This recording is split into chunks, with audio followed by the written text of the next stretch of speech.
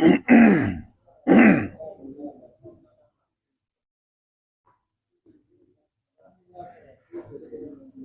بالله من الشيطان الرجيم بسم الله الرحمن الرحيم وإذا طلقتم النساء فبلغن أجلهن فأمسكوهن بمعروف أو سرحوهن بمعروف ولا تمسكوهن ضرارا لتعتدوا ومن يفعل ذلك فقد ظلم نفسه ولا تتخذوا آيات الله هزوا واذكروا نعمة الله عليكم وما أنزل عليكم من الكتاب والحكمة يعظكم به واتقوا الله واعلموا أن الله بكل شيء عليم وإذا طلقتم النساء فبلغن أجلهن فلا تعضلوهن أن ينكحن أزواجهن إذا تراضوا بينهم بالمعروف ذلك يوعظ به من كان منكم يؤمن بالله واليوم الآخر ذلكم أزكى لكم وأطهر والله يعلم وأنتم لا تعلمون. او هر کله چې طلاق کوي تاسو زنانه نو نږدې شي هغه خپلو نیټو ته عدت ته فامسکوهن بمعروف نو ایثار کوي هغوی په د شرع موافقه او سرحوهن بمعروف او یای آزادي کوي د شرع موافقه ولا تمسکوهن ضرارا لتعتدوا او مه ایثاروئ دوی لره مه بندوئ دوی لره د پاره د ضرر د دې لپاره چې تاسو زیاتې وکړئ په دوی باندې ومن یفعل ذلک څوک چې وکړي دا کار فقط ظلم نفسه نو په تحقیق سره د ظلم وکړو د خپل ځان سره او منسئ د الله پاک آیاتونه په ټوکو سره او یاد کړئ نعمت د الله پاک په تاسو باندې هغه چې نازل کړی دی په تاسو باندې کتاب او حکمت د علم خبرې سنت یعظکم به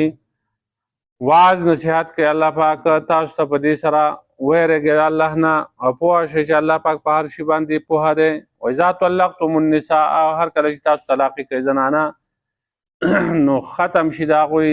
هغه ورسي خپلې نیټې ته عدت ته فلا تعذروهن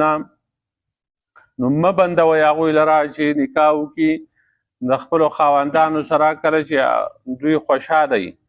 دا ښځه خاوند په خپل منځ کې په شرع موافق ذلک یوعظ به دا حکم وعظ نصیحت کیږي په دې سره هغه چاته چې هغه ایمان راوړي په الله پر ورځ د آخرت باندې ذلکم ازکا لکم دا خبره ډیره غوره ده ستاسو برات هره ډیره پاکي سره والله یعلم وانتم لا تعلمون الله پاک پوهه دی او تاسو نه پوهیږئ. ربط د مخکې سردار چې مخکې دوه آیاتونو کې قانون د طلاق او د هغې اهم دفعات او د اسلام په طلاقو کې عادلانه نظام او قانون بیان کو. اوس په دې آیاتونو کې بیا نور احکامات بیانوي او یو ظلم دفع کوي د زنانو نه چې جاهلیت په دور کې به خلقو خپلې ښځې طلاقولې او بیا به یې په عدت کې دنده رجوع کوله او بیا به یې طلاقولې او دغه سلسله به جاري وه نو ژبې نه به یې ژوندې کړې وې نه به بیا خپل کور کو او نه به بهر ته پرېښوده چې هغه بل چا سره نکاح وکړي. نو په اول آیات کې دا مسله ده چې کله تاسو طلاق رجعي ورکئ او د هغې نه وروستو عدت تیر شي نو سړي ته د خاوند ته دوه اختیاره دي یو د رجعت چې دا ښځه واپس کړي ځان ته او که رجعت نه کوي نکاح ختموي نو دویم اختیار دا دی چې دا د آزاده کړي خو دې دواړو اختیارونو کې قید دی هغه دا دی چې د بمعروفین دی که تاسو واپسي کوئ دوی ته فامسکوهن بمعروفین نو په ښه طریقه باندې د شرع موافق کوئ او که تاسو دا ازادوئ نو سرحوهن بمعروفین نو ازادوئ دا د شرع موافقه او د قیدې او د دستور مطابقه نو دواړه ځای کې بمعروفین دا جدا راوړ دي. نو په دې کې رجعت کې هم څه شرایط او قواعد دي او که ازادۍ نو په هغې کې هم څه قواعد دي او شرایط دي. نو د شریعت مطابق چې کوم دی هغه به واپس ځان ته راولئ په نکاح کې او یا به د شریعت مطابق هغه کوم دی د ځان نه جدا کوئ دا به وقتي طور غوسه او جذبات دا نه وي بلکې د قرآن او د حدیثو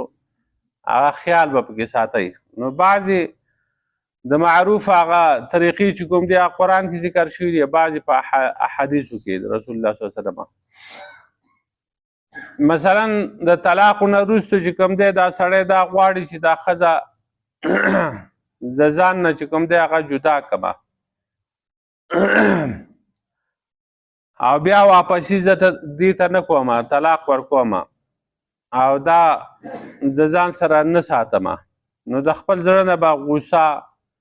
ناراضګي د هر څه وباسي که واپس یې راولي خپل نکاح ته نو د حسن معاشرت چې کوم دی د ښه زندګۍ تېرولو د هغې د حقوقو د ادایګۍ دا خیال به ساتي په دې نیت باندې به واپس ته راولي چې دې ته زه څه تکلیف ورسوم نقصان ورته ورسومه لکه ولا تمسکوهن ضرارا لتعتدوا تاسو مه یې څاروئ دو لره دپاره د ضرر چې تاسو په دو باندې زیاتې وکړئ.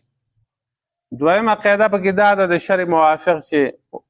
سورة طلاق کې بیا وروسته راځي واشهدوا ذوی عدل منکم واقیموا الشهادة لله ګواهان ونیسئ دوه کسان د عادلانو ستاسو نه او تاسو گواهی بیا د الله دپاره قایمه کوئ. کوم کسان چې ګواهان ونیول شو او بیا د ګواهۍ ضرورت راغی هغو به ګواهي بیا کوي هغه ګواهي به پټوي نه نو دوه ګواهان چې کوم دی هغه پکې پکار دی چې کله رجعت کوي واپسي کوي د ښځې ته نو ګواهان دې پې ونیسي نو دغه ګواهان به په کار راشي که چېرته د ښځې طرف نه څه انکار وي نو دا سړی به بیا ګواهان پیش کوي چې نه ما دې په عدت کې دنده دې ښځې ته هغه رجوع کړې ده او یا دا ګواهان د دې لپاره هم چې کوم دی هغه په کار راځي چې اوس عدت تېر شوی او د هغې نه وروستو بیا دا سړی چې کوم دی د ښځې ته واپسي کوي د عدت نه وروستو دی چې کوم دی هغه ښځې سره میلاویږي نو ګواهان چونکې نشته هغه ښځه به وایي چې ګواهان په دې باندې نشته عدت تېر شوی دی نو د ده لپاره دا کار حرام دی چې دا بیا واپس ما سره میلاویږي او چې ګواهان پي نو هغه به ګواهي ورکړي چې په دې عدت کې د دنده دې سړي چې کوم دی هغه رجوع کړې ده. بل صورت دا دی چې عدت چې کوم دی ختم شو او پرېږدي نو بیا اکثر چې کوم دی هغه خفګان پیدا شي دشمنۍ ته خبره ورسي بیا د دوو کسانو خفګان نه بلکې د دوو خاندانونو هغه دشمني اختلاف دا پیدا شي نو هلته هم او صرحوهن بمعروفنا که پرېږدئ نو هم په ښه طریقه باندې په هغه طریقه باندې چې هغه قرآن او حدیث کې موجود ده په هغه طریقه باندې پرېږدئ. مثلا قرآن کې راځي ولا یحل لکم ان تاخذوا مما اتیتموهن شیئا حلال نه دي ستاسو لپاره چې تاسو واخلئ د دې ښځو نه هغه مال هغه مهر هغه تحفې ډالۍ چې تاسو ورکړي دي چې جدا یې کړه بیا وایي چې دا خو زما مال و ما ته واپس راکوه نو دا د ده حق پکې نشته هغه خو یو سره میلاو شوی د هغې نه فایده اخیستې ده مهر چې کوم دی د هغې مضبوط شوی دی نو بیا ترې واپس څه شي اخیستی. دویم دا دی چې آیت کې راځي وللمطلقات متاع بالمعروف حقا علی المتقین د طلاق شوو زنانو دپاره فایده ده په معروف طریقه باندې دا حق دی په متقیانو چې کله یې رخصتۍ نو هغو له دې څه نقد روپۍ ورکړي څه تحفې دې ور ورکړي کم از کم یو جوړه دا دې ورله ورکړي نو هغه جدایي چې هغه سبب د دشمنۍ و هغه به صحیح پاتې شي سبب د دوستۍ به وګرځي د دوی یو بل سره به تعلق ښه پاتې شي او چې په دیکو یې وباسي او په کنځلو او په خیرو او د هغې نه چې څه ورکړي دي هغه ترې واپس واخلي نو دې سره کور جوړېږي نه بلکې خاندانونه هغه جنګېږي د یو بل سره دغسې به نه کوي معروف طریقه دا ده. بل دا ده چې د عدت په ورځو کې به دا خاوند دا خپله ښځه په خپل کور کې ساتي مسکن ځای به ورله ورکوي د دې خرچه به برداشت کوي دا معروف طریقه ده. مهر یې تر اوسه نه دی ورکړی هغه به ورکړي که خلوت شوی د هغې سره میلاو شوي پوره مهره اگه د خلوت نه مخکې خلوت نه شوی هغې سره نه میلاو شوی ښځې سره نو بیا نیم مهر دی هغه به ادا کوي مستحب افضل طریقه دا ده چې کله رخصتۍ نو بیا ورته تحفې ډالۍ او څه جوړه جامه دغه ول ورکړي دا معروف طریقه دغه ده ومن يفعل ذلك فقد ظلم نفسه او څوک چې وکړي دا کار نو یقینا د ظلم وکړو د خپل نفس سره ښځې رخصتوئ طلاق ورکوي زنانو ته هغه د هغو نیټه او هغه نږدې شي نو بیا په ښه طریقه باندې ایساروئ یا خوشي کوئ آزادوئ په ښه طریقه باندې او تاسو دو سره د دوی دپاره د دې دپاره مه ایساروئ چې تاسو په دوی باندې ظلم وکئ اعتدا وکئ ضرر ورته ورسوئ څوک چې دا کار کوي نو هغه په خپل ځان باندې ظلم وکړو نو دا د الله پاک دشمن دی نو ظلم مه کوئ په خپل ځان باندې ظلم دا دی چې د هغو سره زیاتې وشي د دغه زنانو سره نو د آخرت هغه عذاب چې دی هغه خوشتې د ده دپاره او کله کله چې کوم دی نغد عذاب د ده دپاره په دنیا کې هم بېلوېږي چې دی زیاتې وکړي نو خدای پاکه د ده نه هغه بدله په دنیا کې وادي کله پې دی پوه شي کله پوه نه شي داسې عذاب آفت او دا پې راولي چې د ده نه هغه بدله واخلي نو ده دا ظلم د چا سره وکړو د خپل ځان سره وکړو دا د دې ښځې سره نه دی کړی د خپل ځان سره ظلم وکړو بیا وی ولا تتخذوا آیات الله هزوا او منع سي د الله پاک آیتونه په ټوکو باندې د الله د آیتونو سره ټوکې مه کوئ د دې یو تفسیر دا دی چې د نکاح او د طلاق دپاره چې کوم الله پاک حدود او شرایط مقرر کړي دي د هغې خلاف ورزي مه کوئ او دویم تفسیر دا دی لکه د ابو دردا رضی الله عنه نه چې نقل دی د جاهلیت په زمانه کې به بعضې خلقو ښځې له طلاق ورکول یا غلام به ازاده بیا به د هغې خبرې نه واپس کېده او دا خو ما ګپ لګو ټوکې مې کولې اما د دې طلاق او د دې عتاق د ازادولو څه نیت نه و کړی نو دا آیت د هغو په رد کې نازل شوی دی چې د خدای د احکاماتو نه ټوکې مه جوړوئ ګپ شپ مه لګوئ ځکه کوم کار چې تاسو وکئ نو بعضې داسې خبرې دي چې هغې کې رښتیا هم رښتیا دي او ګپ شپ دا هم رښتیا دي نو درې څیزونه دي نبي علیه السلام فرمایي درې څیزونه داسې دي چې هغې ګپ شپ هم رښتیا دي او رښتیا هم رښتیا دي هغه یو طلاق دی هغه په ټوکو کې هم ښځې له طلاق ورکړي دا طلاقه شوه دویم چې کوم د عتاق دی چې غلام ته وایي ته آزاد یې اگر چې په ګپ شپ کې ورته ووایي دا لاړ آزاد شو دریم چې کوم دی نکاح دی چې یو ښځې ته ووایي چې زه تا په نکاح باندې اخلم هغه وایي ته ماته قبول یې او دوه کسان دلته ناست وو هغو دا خبره واورېده دا وشو دا نکاح خبره ختمه ده او بل حدیث کې راځي ثلاث جدهن جد وهزلهن جد النکاح والطلاق والرجعه درې کارونه داسې دي چې د هغې رښتیا هم رښتیا دي او د هغې ټوکې او ګپ شپ هم رښتیا دي یو نکاح دی بل طلاق او بل واپسي ده خپلې ښځې ته چې په ګپ شپ ورته ووایي وایي ما تا ته رجوع کړه واپس هغه وایي ټیک ده بس خبره ختمه شوه نو واذکروا نعمت الله علیکم وما انزل علیکم من الکتاب والحکمت یاد کړئ د الله پاک نعمت چې په تاسو یې کړی دی هغه کتاب چې تاسو نازل کړی دی او حکمت احادیث رسول الله صلی الله علیه وسلم په هغې باندې تاسو ته وعظ نصیحت کیږي نو په دین کې څه خبره پاتې شوې نه ده ټول یې درته بیان کړې قرآن یې درته رالیږل دی او احادیث چې کوم دی هغه د رسول الله صلی الله علیه وسلم هغه وضاحت د دغه کتاب کوي او په هغې باندې تاسو ته وعظ نصیحت ملاویږي نو واتقوا الله بیا د خدای نه ویرېږئ د زنانو په باره کې هم او عام حالاتو کې هم واعلموا ان الله بكل شیء علیم پوه شئ چې الله پاک په هر شي باندې خبردار دی هغه ته پته ده د زړه په رازونو باندې چې کوم دی هغه خبردار دی نو چې خبر دی نو هغه بیا تاسو را د ښې او د بدې سزا او جزا درکوي نو ځان ساتئ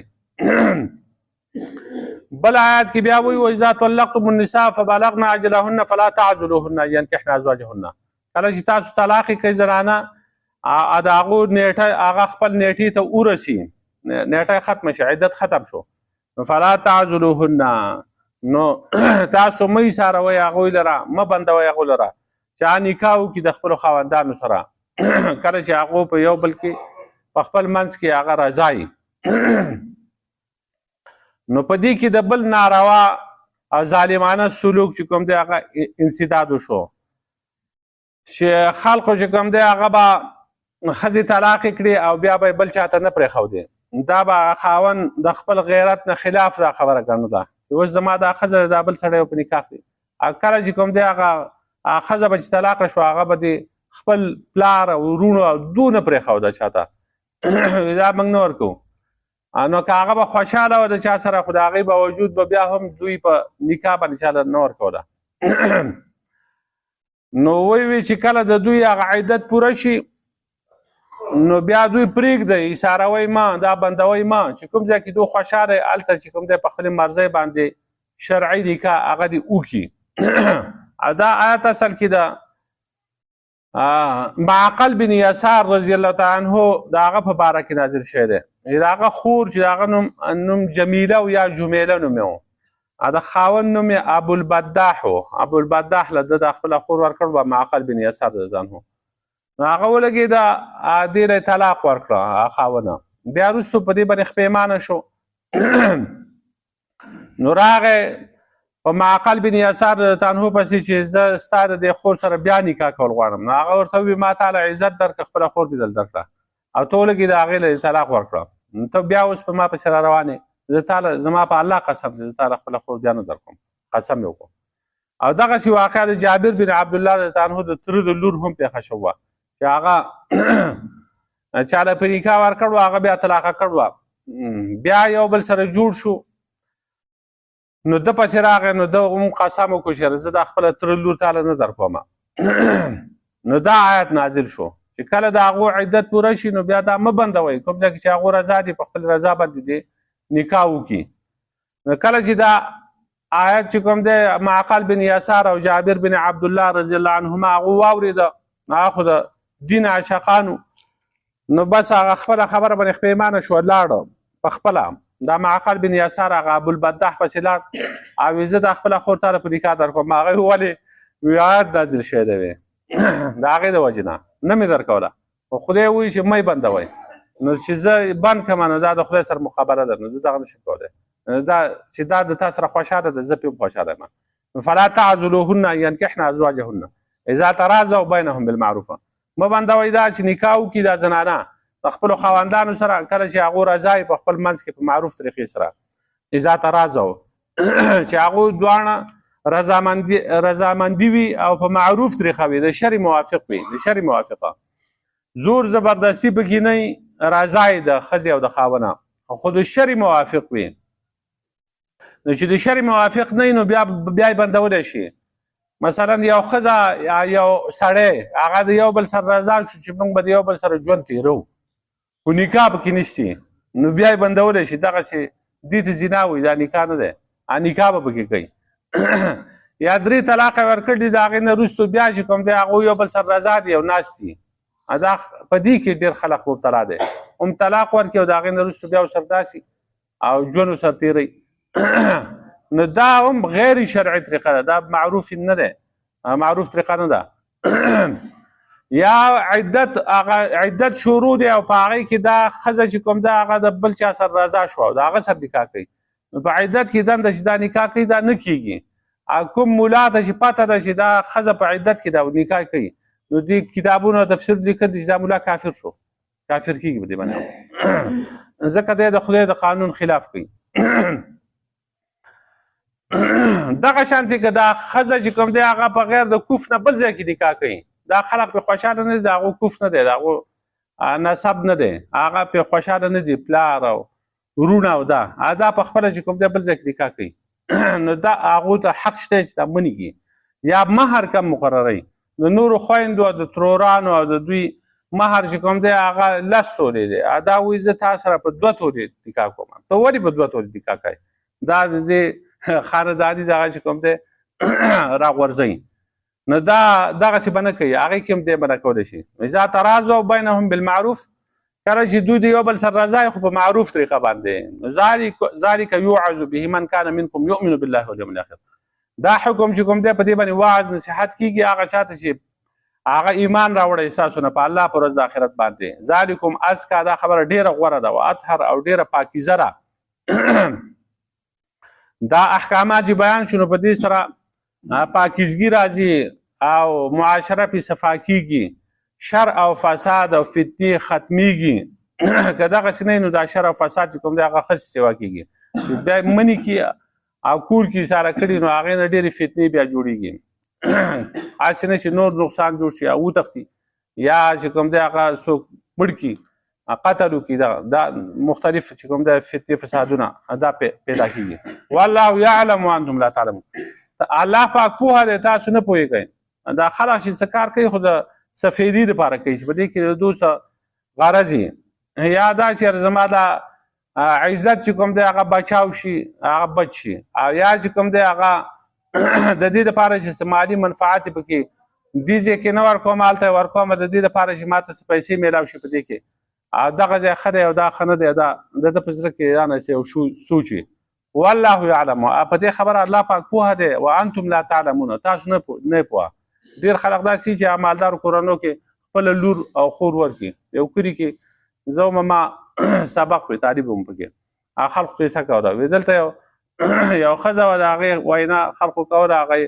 وی دا موږ غریب سړي نه ورکوو یو مالدار سړی پکې وکړو هغه له ورکړه هغه په 3 کالو کې دنده د هغه چې څه مال وجود د دې ښځې په واده سره هغه ټول لاړ ختم شو او بیا دغه ښځې به کاسه ګرځوله په چمګاونډ کې به دغه کوله خیرات به یې غوښته دا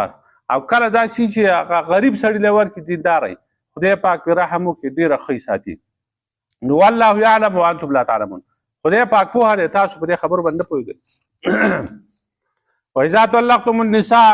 کله چې تاسو طلاق یې کوئ زنانه فبلغن اجلهن نږدې شي د هغو نیټه دو نږدې شي هغه خپلې نیټې ته عدت ته فامسکوهن بمعروفنا نو ایثار یې کوي بندې کوي دو په معروف طریقې سره په خپل نکاح کې وساتئ او سرحوهن بمعروفه او یا ازادي کوي په معروف طریقې سره په ښه طریقه د شرع موافق ولا تمسکوهن ضرارا لتعتدوا